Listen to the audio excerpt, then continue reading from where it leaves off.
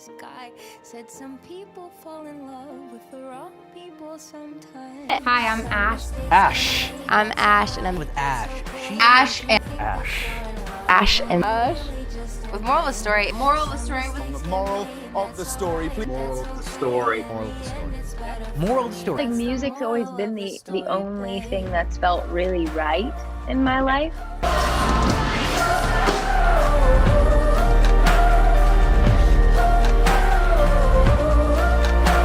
yeah, we just made something really, really beautiful that I think we all believed in and still believe in, and we're really proud of it.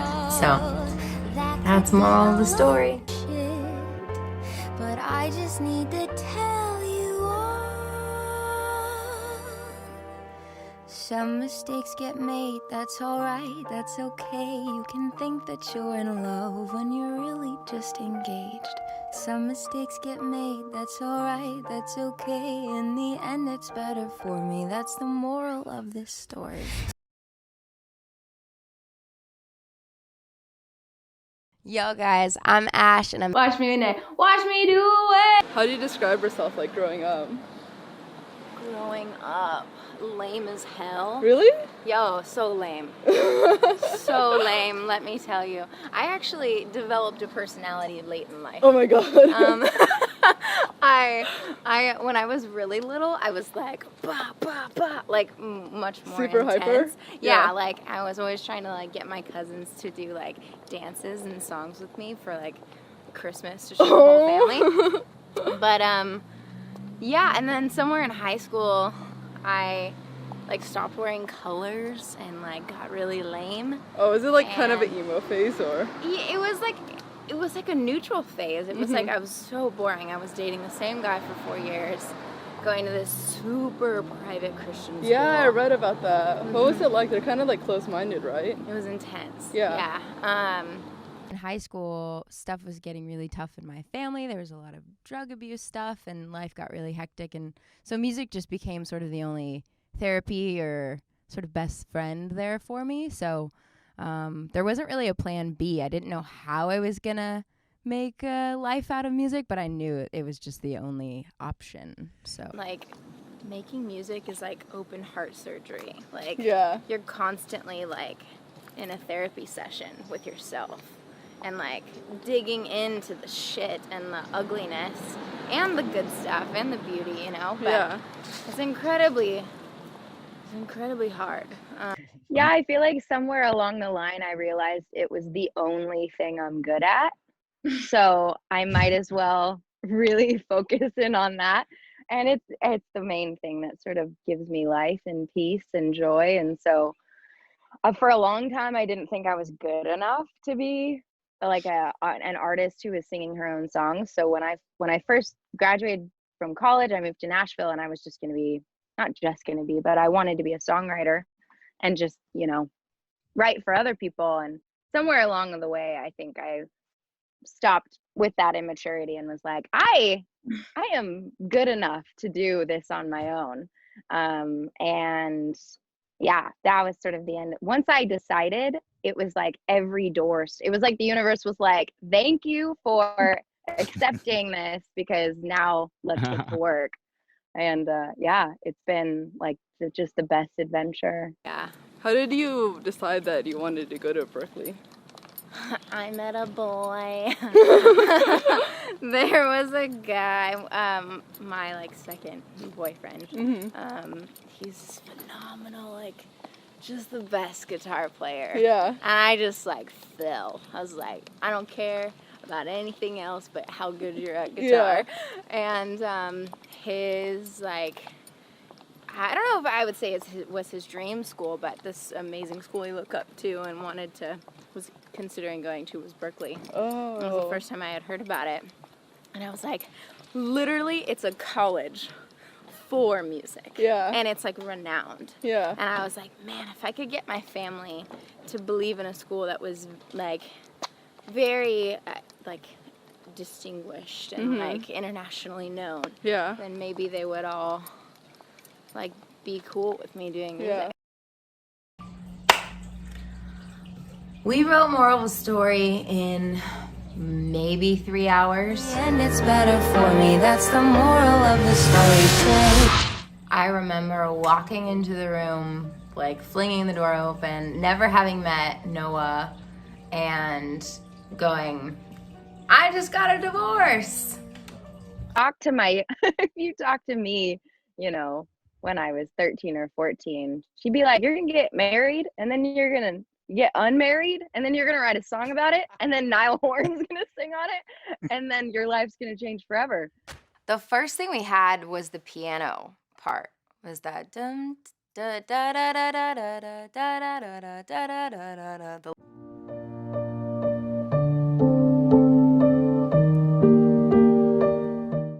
And we were like, oh, that is so classic and velvety and perfect. And I wrote the record with an amazing producer, Noah Conrad, and a writer, Casey Smith. I remember Casey just being so excited and down, and I think we were all like, awesome, we're gonna write a really good song today. Talking with my lawyer, she said, where'd you find this guy? I said, young people fall in love with the wrong people sometimes. And then I got coffee with my friend Phineas. Finn kind of came in at the 11th hour and added all these like really cool like reverse snare sounds and kind of just brought it into, we wrote like a classical 70s record and then Finn like brought it into like 2019. But Phineas was one of the first people I called. He was actually the very first person I called, not when I filed for divorce, but the day I officially left my husband. So it was before, It was before I actually filed. It was like the day that we were breaking up, and I called him and I was crying and was just like, I just blew up my entire life, so what do I do now? And he was just, you know, he was there for me in such a massive way, and helped me get through that process so much that it was so serendipitous that he would be a part of Moral of the Story. Some mistakes get made, that's all right, that's okay. You can think that you're in love when you're really just engaged. I mean, it's just a really vulnerable song. It was a song that I needed to write to sort of, you know, process what I was going through in my life. And it's just, I'm so glad that it's this song. You know, it means it's one of the most important records to me. I remember feeling so special. It wasn't just a song I was writing to try and, you know, be on the radio, which is so ironic. And now, Ash, the song Moral of the Story is such a huge smash hit, but you released the song in 2019. What made you want to make this new version with Niall? Get made, that's alright, that's okay. You can think that you're in love when you're really just in pain. Oh man. Well, I mean, I've been a fan of his forever, but the song, it kind of ended up starting to take off a year after it came out. And we were like, whoa, this is such a cool moment. And I ended up, you know, reaching out to his team, and he had heard the song and liked it. Some mistakes get made, that's alright, that's okay. You can think that you're in love when you're really just in pain. Some mistakes get made, that's alright, that's okay. In the end, it's better for me. That's the moral of the story, babe. You can think that you're in love. I was like, whoa, he's so famous. This is very strange. But then it was sort of like, as soon as we were on a FaceTime together, it was like, oh, like you're just like we're normal humans and just hanging out and making a song together. And suddenly it was like, oh, this makes so much sense. And some mistakes get made, that's alright, that's okay. You can think that you're in love when you're really just engaged. Some mistakes get made, that's alright, that's okay. In the end, it's better for me. That's the moral of the story. 30 years from now, we're going to look back on this song and that time of our lives, and, you know, it feel nothing but pride, you know? Yeah, it's talking with my mother. She said, "Where'd you find this guy?" I said, "Some people fall in love with the wrong people sometimes." What made you decide to change your name? Or have a moniker? I think if I would have done anything, it would have just been Ashlyn. Yeah. Period. But I don't know. My dad's nickname for me was Ash. And Oh, so people call you? Ash. Oh, okay. Yeah. I guess that makes sense then. Yeah, and aesthetically, I just loved. Like, I'm a very visual person, and I liked the way it looks good. I think initially when I first started, like, I'm gonna be Ash, I was like, I have to be this certain kind of, like, beautiful, sexy, intelligent, like, I had to be everything. Yeah. And I was like, I didn't know, I don't know, I lost sight of who I really was. And somewhere, like, maybe halfway through all that, I was like, no, like, turtlenecks and fucking mom jeans. Like, that's me, and I'm gonna write music that I love. And there's enough insecurity in the world, and so I think we need more people who are just like, this is who I am, this is what I'm good at.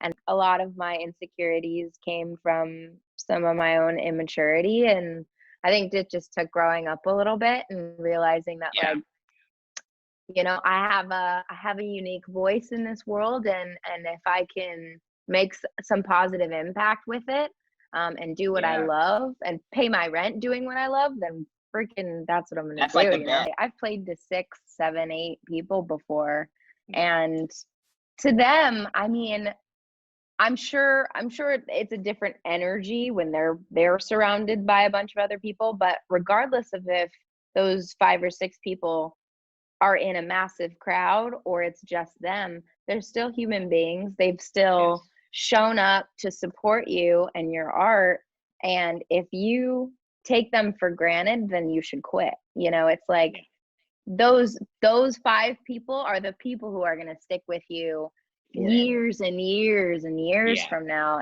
Those fans that showed up well before Moral of the Story exploded, like those are the fans I know are with me, you know, forever and ever. This record, and I'm so glad that it's this song that's having its moment, or that is sort of making me relevant in the music industry. I think it's a really, really cool place to be in. Also, people are like, Moral of the Story is such a weird song that like I get to do whatever the heck I want after this song. Like my label, my managers, everyone is just like, we have no idea what she's going to do next after that. So that's kind of a cool position to be in. When can we expect to hear the debut album? I'm dying to hear it. When can we expect to hear it? I just don't even know. Hurry up. Myself. I know. It's so close to being done, but I'm enjoying the process so much that I'm like not ready to be done yet. Like it could be done yesterday if I wanted, but I'm sort of enjoying the process too much. So you are gonna have to wait a little longer. I need it to be. It's my first album.